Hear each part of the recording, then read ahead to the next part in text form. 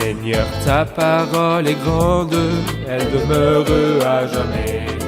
Ta parole est infaillible, rien ne peut la supprimer. Bienvenue, nous vous souhaitons la bienvenue ainsi qu'à tous nos téléspectateurs dans le monde entier dans un nouvel épisode de notre émission quotidienne d'études toute la Bible. Nous sommes toujours dans le livre du Lévitique et nous sommes arrivés au chapitre 11. Préparez votre Bible et suivez-nous pendant l'étude.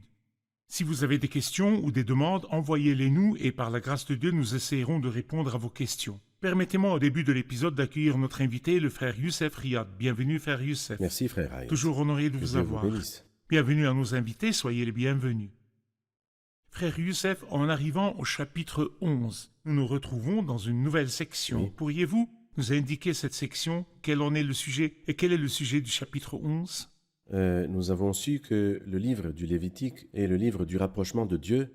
Nous en atteindrons le sommet au chapitre 16, le grand jour des expiations, qui est le seul jour de toute l'année juive, durant lequel le grand prêtre entrait dans le Saint des Saints. Et c'est le sujet du chapitre 16, nous ne l'aborderons pas maintenant.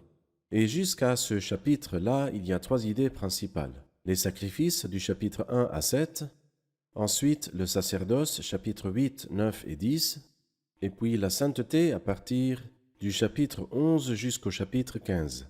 Et nous pouvons la diviser en 6 parties. La première partie, ce qui peut et ce qui ne peut pas être mangé, chapitre 11, c'est notre sujet.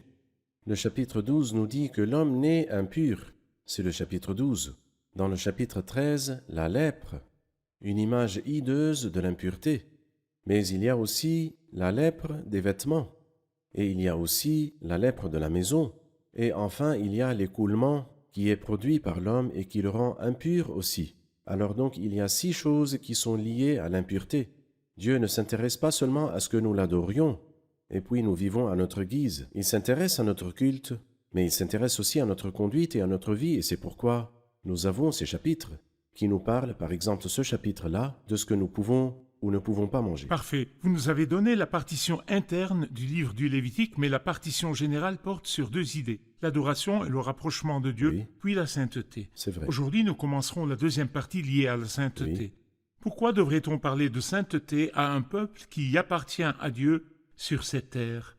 En fait, l'homme se distingue par l'impureté, et c'est pour cela que le mot le plus saillant dans ces chapitres n'est pas la sainteté, mais l'impureté. Mais Dieu est saint, alors il est nécessaire de traiter l'impureté, et c'est ce dont nous parlent ces chapitres-là. Donc par exemple, notre chapitre, le mot impur est mentionné dans ce chapitre-là 34 fois, et le mot abominable est mentionné 10 fois. C'est comme s'il voulait nous dire, je ne veux pas vous dire impur pour que vous le désiriez, mais impur afin que vous le le détestiez. détestiez. Et cela nous rappelle ce qui est écrit sur Daniel au chapitre 1, verset 8 de son livre. Il dit, Daniel, résolu dans son cœur de ne pas se souiller, en consommant les plats servis à la table du roi et le vin de ses banquets. Et c'est beau qu'il dise, résolu dans son cœur et pas dans sa tête, parce que je peux résoudre dans ma tête, tandis que dans mon cœur j'aime l'impureté. Et malheureusement, beaucoup de gens font cela. Mais Daniel, au contraire, détestait l'impureté. Et dans les paroles de Romains 12, il dit, ayez le mal en horreur, attachez-vous au bien. Et dans les paroles du psaume 97, vous qui aimez l'Éternel, ayez le mal en horreur. C'est beau que le croyant ne se contente pas de s'abstenir du péché tout en le désirant, mais que le Seigneur lui donne aussi la grâce de détester l'impureté. En lisant Marc 7, nous lisons les paroles du Christ. Ce n'est pas ce qui entre dans la bouche qui rend l'homme impur. L'impureté vient de l'intérieur. Oui, Ce n'est pas ce que l'homme mange qui le rend vrai. impur. Mais nous lisons ce chapitre, le chapitre 11, et nous apprenons qu'il y a des aliments qui rendent l'homme impur et des aliments purs. c'est vrai. Comment concilier le Lévitique 11 avec les paroles du Christ dans Marc chapitre 7 ? L'ancien système tout entier, la loi, possède une ombre des biens à venir et non l'exacte représentation de la réalité. Et il nous dit que la loi n'a rien conduit à la perfection. Alors donc, on peut dire que Dieu nous enseignait l'alphabet, si je peux vraiment le Des dire. illustrations. Des illustrations. Il nous dit que Dieu est saint et que le monde qui vous entoure est tout entier, ou plutôt pas tout entier, mais en grande partie, impur. Faites attention à ce que vous mangez et à ce que vous touchez. Et quand nous arrivons au Nouveau Testament, ne touchez pas à ce qui est impur et je vous accueillerai. Pas seulement ne mangez pas ce qui est impur, Ne touchez pas à ce qui est impur. Et c'est la leçon que nous enseigne là le Seigneur, à lui toute la gloire. La leçon de sainteté et d'impureté dans ce chapitre est donc une leçon transitoire, rituelle, informative, disciplinaire Oui. pour cette nation à son commencement. Dieu met devant eux des leçons préliminaires sur la sainteté et sur l'impureté par l'intermédiaire d'aliments qu'ils pouvaient ou ne pouvaient pas manger, Exactement. jusqu'à ce que nous arrivions à la pleine révélation quand le Christ est venu dire que l'impureté est à l'intérieur de l'homme. Ce n'est pas ce qui entre dans la bouche qui rend l'homme impur. Vous remarquez dans Colossiens chapitre 2, l'apôtre Paul nous dit « Ne prends pas, ne goûte pas, ne touche pas ». Elle ne concerne que des choses destinées à disparaître dès qu'on en fait usage. Il s'agit là de commandements et d'enseignements humains. Elles sont sans valeur réelle, mais là il nous apprend une leçon. Dieu est saint, donc vous aussi, peuple de Dieu, soyez saints. Parfait. Laissez-moi lire une partie de ce chapitre et nous nous arrêterons là-dessus, les versets allant du verset 1 au verset 8. L'Éternel dit à Moïse et à Aaron, « Transmettez ces instructions aux Israélites. Voici les animaux que vous pourrez manger parmi toutes les bêtes qui vivent sur la terre.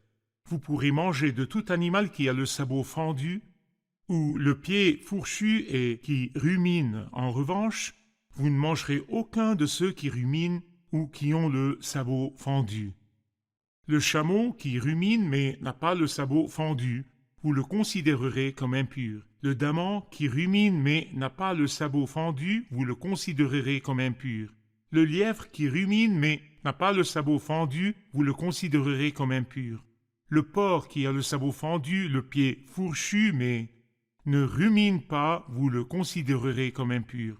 Vous ne mangerez pas leur viande et ne toucherez pas leurs cadavres, vous les considérerez comme impurs. Il parle d'abord des animaux et nous donne les conditions des animaux purs, ceux qui ruminent et ont le sabot fendu. Que signifient ces choses-là? La rumination, c'est la bonne digestion de ce que nous mangeons ou de ce que mange l'animal. Il y a des animaux qui ruminent et d'autres qui ne ruminent pas. Pour que la bête puisse être mangée, elle devait alors remplir deux conditions et non pas une seule condition. D'abord qu'elle rumine, puis qu'elle ait le sabot fendu. Et je voudrais souligner que les instructions sont là dans Lévitique 11, mais la connaissance des gens au sujet de l'existence des animaux purs et des animaux impurs est venue avant cela. Nous lisons que lorsque Noé est entré dans l'arche, il a introduit de tous les animaux qui sont purs 7 couples parce qu'il voulait en offrir Parfait. des sacrifices à Dieu. Alors donc Noé savait très bien qu'il y avait des animaux purs et des animaux impurs. Et là, il nous explique et nous met des lois sur ce qui fait qu'un animal soit pur et un autre impur. Ces deux choses-là, qu'il rumine et qu'il ait le sabot fendu. Et la signification d'avoir le sabot fendu, c'est de marcher dans la séparation dans ce monde-là, Discerner. discerner. Et puis il rumine, c'est-à-dire il se rassasie et se nourrit par la parole certaine de Dieu. Je me rappelle 2 versets. L'un dans le psaume 1 qui dit « Heureux l'homme qui ne suit pas le conseil des méchants et ne s'arrête pas sur la voie des pécheurs et ne s'assied pas en compagnie des moqueurs. » C'est le sabot C'est fendu. le sabot fendu, mais qui trouve son plaisir dans la loi de l'Éternel et la médite. Le mot « médite » est presque le même que « rumine ». Rumine. Il médite la loi de l'Éternel jour et nuit. Nous trouvons la même idée dans Jérémie chapitre 15. Il dit « Tes paroles se sont présentées en moi, je les ai dévorées. Ta parole a provoqué mon allégresse. » Et il dit aussi « Elle a fait la joie de mon cœur. » Mais il dit « Je ne m'assieds pas en compagnie des moqueurs pour plaisanter. Je ne m'assieds plus en leur compagnie, parce que justement je suis séparé des méchants. » Et c'est cela, le sabot fendu. Merci, nous prenons une pause puis reviendrons pour une question.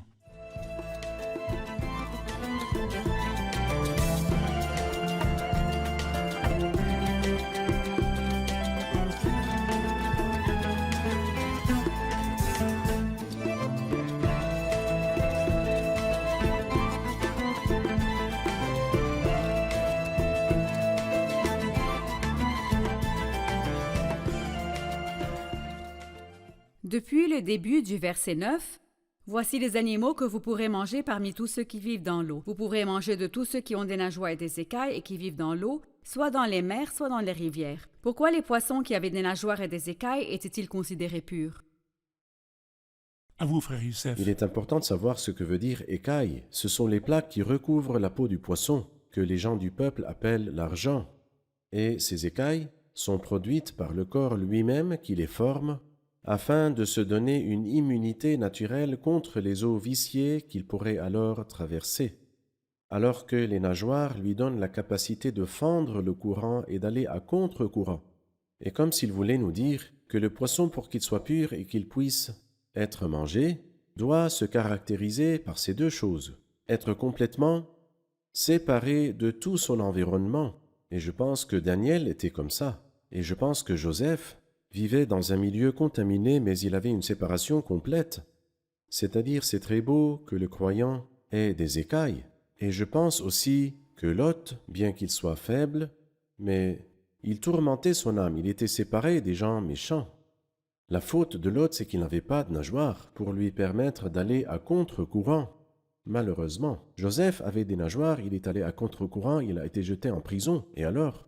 Et Daniel avait des nageoires qui allaient à contre-courant, il a été jeté dans la fosse aux lions. Et le Seigneur a honoré Joseph et honoré Daniel, car il a dit, loin de moi cette intention, en effet, j'honorerai celui qui m'honore. Alors que Lot n'avait pas d'honneur, bien qu'il soit juste, comme en témoigne le Nouveau Testament. Parfait. Ce sont les conditions de la sainteté ou de l'impureté. Oui. Quand on les apprend, que ce soit pour les bêtes, de Oui. 1 à 8, ou après cela pour les poissons, de 9 à 12. Oui. Il y a une autre catégorie, Oui. ou une troisième catégorie. Pourriez-vous nous la rappeler dans les versets de 13 à 28 pour les oiseaux? Oui, il nous parle des oiseaux. Et à propos, quand nous arrivons à la fin du chapitre, nous trouverons que le Seigneur nous met ces lois-là dans 4 groupes. Quand il nous dit telle est la loi concernant les animaux, les oiseaux, et ensuite tous les êtres qui vivent dans l'eau, et tous ceux qui rampent sur la terre. Alors donc nous avons des animaux, nous avons des oiseaux, nous avons des poissons ou des animaux marins, et nous avons ceux qui rampent sur la terre. Parfait. Alors pour les oiseaux, 2 conditions que les oiseaux doivent remplir afin qu'ils puissent être mangés. D'abord qu'ils ne soient pas des oiseaux de proie, ceux qui se mangent entre eux, ou bien qui sont carnivores, et qu'ils ne soient pas non plus des charognards, c'est-à-dire qui mangent des charognes. Et si ces 2 caractéristiques se retrouvent chez les oiseaux, et la signification spirituelle est belle. C'est-à-dire, c'est Oui, ce que nous la voulons savoir. signification spirituelle est que le vrai croyant ne devrait pas en fait se nourrir de la chair des autres. Ne devrait pas La être un signification rapace. est qu'il ne devrait pas être un rapace. Si vous vous mordez et vous dévorez les uns les autres, attention, vous finirez par vous détruire les uns les autres. Et aussi, le monde est plein de charognes. Nous nous rappelons, quand nous lisons sur le corbeau dans le livre de la Genèse, au chapitre 8, lorsque Noé le lâcha de l'arche, le corbeau est sorti, et il a sans doute vu un buffet ouvert, délicieux. Devant lui, bien sûr, ce n'était pas du tout délicieux. Les charognes, en ce temps qui remplissaient le monde, et étant un corbeau qui par nature se nourrit de charognes, il s'est réjoui. Mais quelle est grande la différence entre le corbeau et la colombe qui se nourrit de nourriture qui est propre. Alors donc le croyant doit être de cette catégorie-là. Parfait. C'est-à-dire les restrictions pour les oiseaux purs ne mangent pas de charogne et aussi ne se font pas de mal entre eux, ne se nourrissent pas des autres. Et nous avons appris que cela s'applique aux croyants. Que devrait-il donc manger? Le croyant, quelle est la nourriture du croyant s'il ne se nourrit pas de charogne? Et comment devrait-il traiter son frère s'il ne mange pas la chair de son frère? Quelles sont les recommandations positives? Les recommandations positives en ce qui concerne mon frère, c'est-à-dire nous sommes censés aimer. Même si nous sommes en face d'une nécessité d'avertir, mais ce doit être avec beaucoup d'amour et beaucoup de douceur qui devrait Les nous blessures d'un distinguer. ami prouvent sa fidélité. Exactement. Quant à ce que nous mangeons, regardez de quoi se nourrissent les oiseaux purs qui peuvent être mangés. Absolument pas de charogne, c'est-à-dire si vous apportez aux poules ou à n'importe quel genre d'oiseau pur, si vous leur apportez un quelconque cadavre, le mangeront-elles? Pas du tout. Elles mangent de la nourriture propre et décente. Et cela nous rappelle que nous nous nourrissons de ce livre merveilleux de la parole de Dieu dont nous devons nous nourrir. Tes paroles se sont présentées à moi, je les ai dévorées. Les croyants, en tant qu'oiseaux purs, Oui. ne se mangent pas les uns les autres, ne se font Oui. pas de mal les uns aux autres, mais s'aiment les uns les autres. Ils ont de la compassion. Soyez bons et pleins de compassion les uns vrai. envers les autres. Pardonnez-vous Oui. réciproquement. Ils mangent aussi de la nourriture juste. propre. Ils mangent le C'est Christ. vrai. Ils mangent la parole Exactement. de Dieu. Tes paroles se sont présentées à moi et je les ai dévorées. c'est la nourriture des croyants en tant Exact. qu'oiseaux purs. J'ai une objection que j'ai entendue, vue et lue de certains de ceux qui insultent le livre de Dieu. Quand nous allons au verset 22, il met toujours en garde contre certains oiseaux impurs. Que dit-il? Voici ceux que vous pourrez manger. Revenons au verset 21. Parmi tous les reptiles qui volent et qui marchent sur 4 pattes, vous pourrez manger ceux qui ont sur leurs pattes des articulations qui leur permettent de sauter sur la terre. Voici ceux que vous pourrez manger. Les diverses espèces de sauterelles, et celui qui objecte dit « les diverses espèces de sauterelles sont-elles parmi les oiseaux ?» Il se moque bien sûr du livre de Dieu qui inclut les diverses espèces de sauterelles parmi les oiseaux, comme si la Bible ignorait si les sauterelles étaient des oiseaux ou non. Que diriez-vous? Les sauterelles volent. Et de ce point de vue, elles ont été appelées ici de ceux qui volent parmi les oiseaux parce qu'elles volent. Mais nous remarquons qu'il y a, pour ainsi dire, en revanche, parmi tous les reptiles qui volent et qui marchent sur 4 pattes, vous pourrez manger ceux qui ont sur leurs pattes des articulations qui leur permettent de sauter sur la terre. C'est-à-dire, bien qu'elles marchent sur 4 pattes, elle ne veut pas rester sur la terre, rester collée sur la terre. Elle rebondit de la terre par ses pattes. Et cela nous rappelle ce qui est écrit dans les Actes des Apôtres, chapitre 3, lorsque l'apôtre Pierre a guéri le boiteux de naissance qui était à la belle porte. Il nous dit d'un bond, il fut debout, sautant, adressant des louanges à Dieu. Il n'était pas satisfait de sa condition terrestre parce que c'est un oiseau. C'est pourquoi il essaye de faire quelque chose. Alors donc il rebondit de la terre afin de rattraper les sphères célestes suprêmes. Donc les sauterelles ont 4 pattes et marchent sur la terre, mais elles ont des ailes et elles volent. Oui. Elles sont donc parmi les oiseaux car elles volent. Très bien. C'est le sens du mot qui vole. C'est vrai. Parfait, nous prenons une pause puis reviendrons pour une question.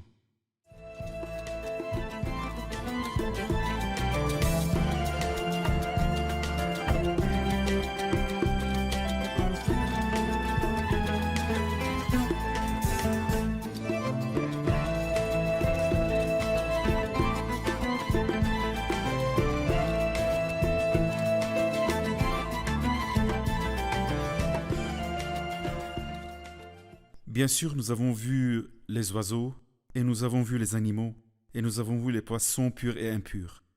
Mais au verset 29, voici parmi les animaux qui rampent sur la terre ceux qui vous considérez comme impurs. Quelles sont les conditions d'impureté? À vous, frère Youssef. En fait, il n'y a pas de reptile qui soit pur.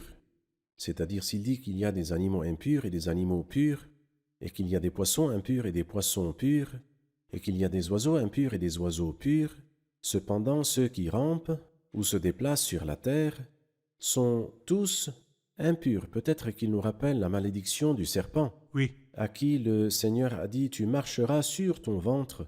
Et du point de vue spirituel, nous en voyons une image dans Philippiens chapitre 3, quand il dit « Ils ne pensent qu'aux réalités de ce monde ». Et il dit « Leur fin, c'est la perdition ». Alors tous ceux qui ne pensent qu'aux réalités de ce monde et ne vivent que pour le monde sont impurs aux yeux de Dieu. Et c'est pourquoi nous ne sommes pas autorisés, ou plutôt pas nous. Les Juifs n'étaient pas en fait autorisés de manger ces animaux, ces reptiles qui rampent sur la terre. frère Youssef, tout cela témoigne de l'attention particulière de Dieu Oui, à ce que son peuple soit dans un état de c'est sainteté, vrai. ce qu'il mange et ce qu'il ne mange pas. Oui, Il est bien connu qu'à ce moment-là, il y avait des aliments qui rendaient l'homme impur et des aliments purs selon la loi. Et nous savons à la lumière du Nouveau Testament que ce n'est pas ce qui entre dans la bouche qui rend l'homme C'est vrai. impur. Mais laissez-moi dire que l'œil de l'homme mange, les oreilles de l'homme mangent. Ce que je vois à la télé, mes yeux mangent et mon esprit mange. Ce que j'entends, mes oreilles mangent et mon esprit mange. Comment distinguer ces jours-ci entre ce qui est pur et ce qui est impur? Et dans quelle mesure ce que je vois et ce que j'entends affecte-t-il mon esprit et ma santé spirituelle? eh bien, votre question est très importante parce qu'en fait, dans le christianisme, nous ne faisons pas attention à cela. La chair, comme le Christ l'a dit, ne sert de rien. Parfait. Je regarde des scènes qui ne sont pas propres. Elles entrent à l'intérieur. Et c'est la signification de manger. C'est quoi manger? C'est que la nourriture est devant moi, puis elle entre à l'intérieur de moi, et puis elle s'unit à moi. Alors la nourriture et moi seront un après le processus de métabolisme. Et c'est pourquoi il y a un proverbe allemand qui dit « Mensch ist was er ist », c'est-à-dire l'homme est ce qu'il mange, Oui. c'est-à-dire ce que tu manges, tu le seras. Alors la personne qui passe la plupart de son temps à regarder des choses impures ou des lectures impures ou bien, etc., au bout d'un moment, vous serez comme ça, parce que c'est ce que vous mangez. C'est pourquoi le Seigneur s'intéressait beaucoup à ce que nous mangeons et à ce que nous touchons, parce que, à la fin, nous deviendrons ce que nous mangeons. Et nous devons faire attention à cela, parce que le problème n'est pas ce que je mange littéralement, mais le sens spirituel et moral est le plus important, même par rapport au Christ. C'est-à-dire, que signifie que je mange le Christ? Je m'unis à lui, le Christ sera en moi.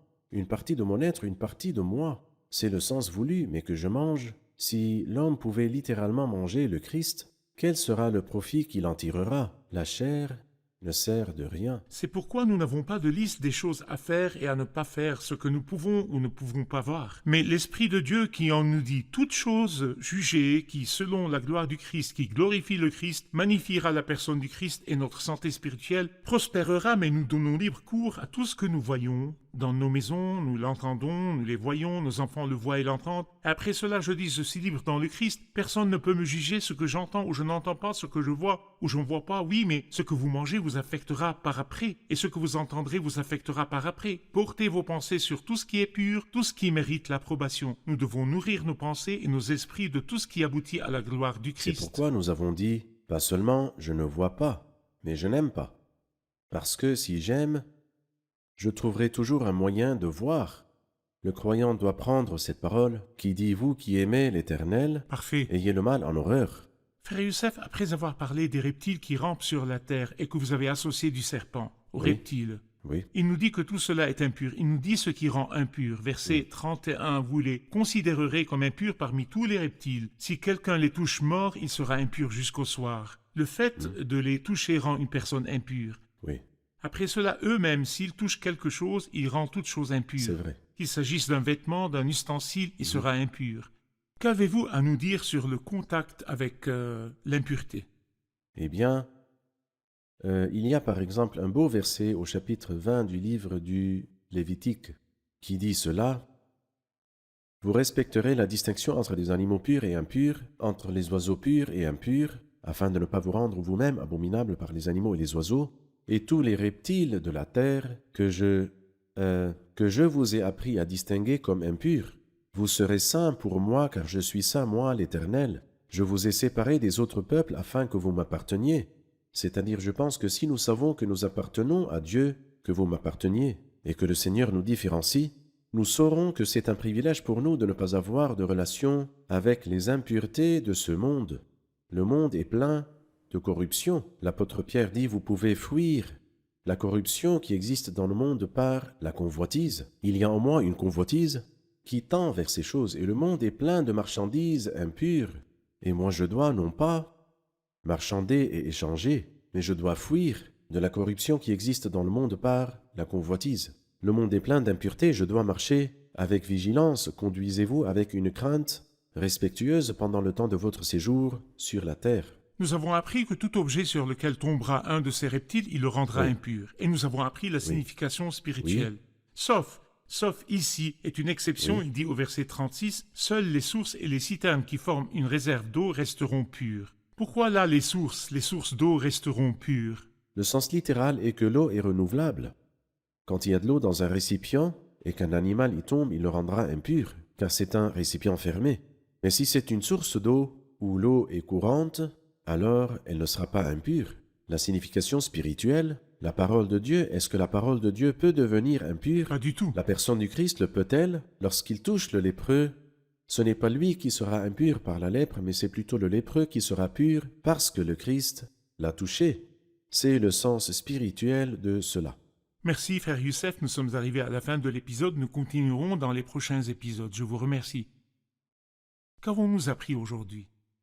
Nous avons vu les conditions des animaux purs. Ils ruminaient et ils avaient le sabot fendu.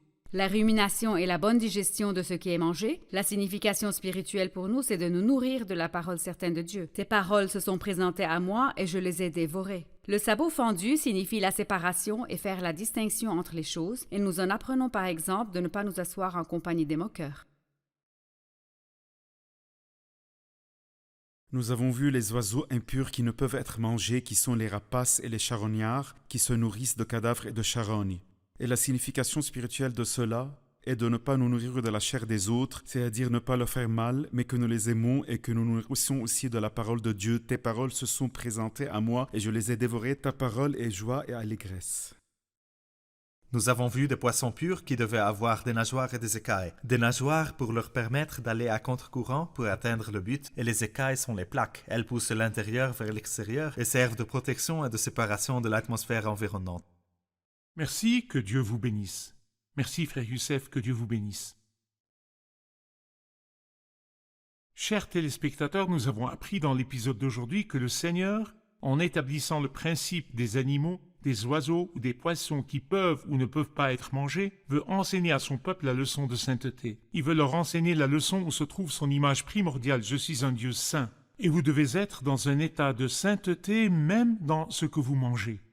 Dieu est saint. Ce que nous mangeons affecte notre degré de sainteté dans nos relations avec Dieu. Et nous avons appris que cette image dans l'enseignement de la sainteté et de l'impureté était une image qui correspondait à cette nation dans son enfance, la nation à son stade d'enfance qui venait de sortir d'Égypte.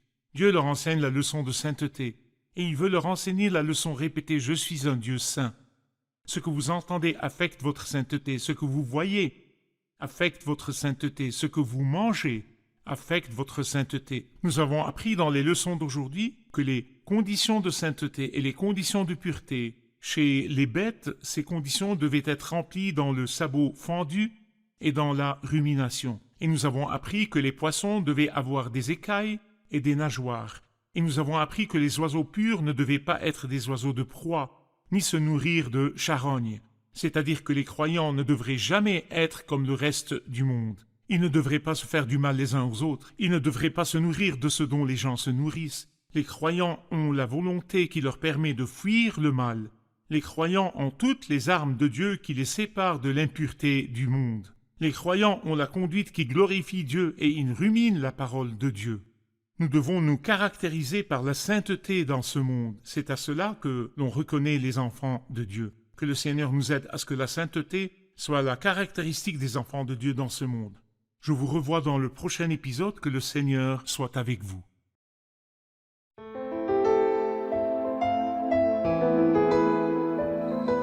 Seigneur, ta parole est grande, elle demeure à jamais. Ta parole est infaillible, rien ne peut la supprimer.